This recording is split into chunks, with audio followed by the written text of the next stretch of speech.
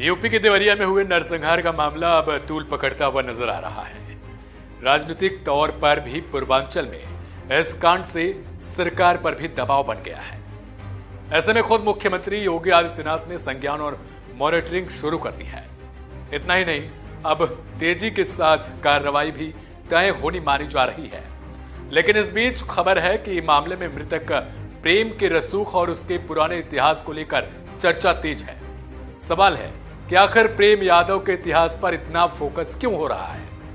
प्रेम का इतिहास कैसा रहा है? क्या प्रेम यादव का माफियाओं में नाम रहा है? इसी पर अब बात करेंगे और इसके लिए हमने कई सारी रिपोर्ट्स का सहारा लिया, उनको खंगाला, जिसमें हमें प्रेम यादव के इतिहास के बारे में मालूम चला।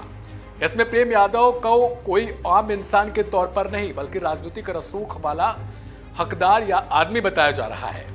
कई समाचार पेपरों में इस बात का जिक्र है कि कुछ साल पहले तक प्रेम यादव गरीबी झेल रहा था, लेकिन अचानक से वो कंवई राजनीति में सक्रियता दिखाता है।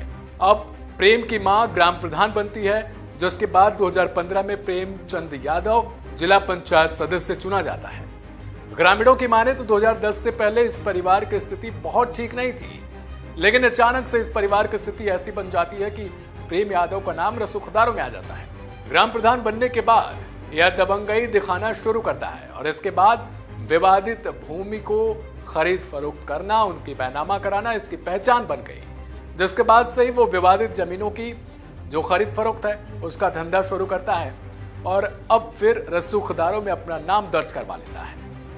जहां भी दो पक्षों में जमीनों को लेकर मारपीट होती है, वहां यह पहुंच जाता है और एक पक्ष की जमीन को खरीद लेता है, जिसके बाद दूसरा पक्ष मजबूरन इसको अपनी जमीन बेचने के लिए तैयार हो जाता है।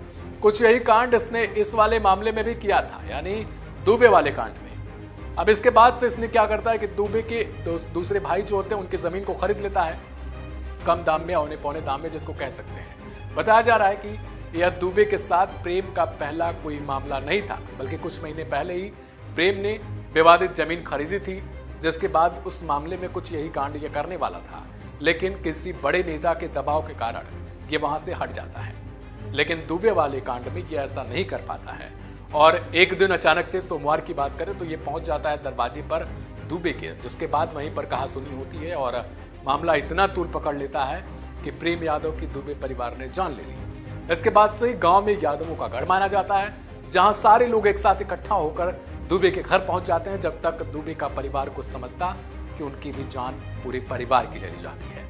इसमें एक बच्चा ही बचा हुआ बताया जा रहा है, जिसके बाद प्रेम यादव की पत्नी की मांग है कि अब उस बच्चे को भी फांसी की सजा दी जाए। इस खबर में मेरे साथ फिलहाल इतना ही। बाकी की अहम और ताजा तरीन खबरों के लिए बने रहिए वन इंडिया के साथ। नमस्कार।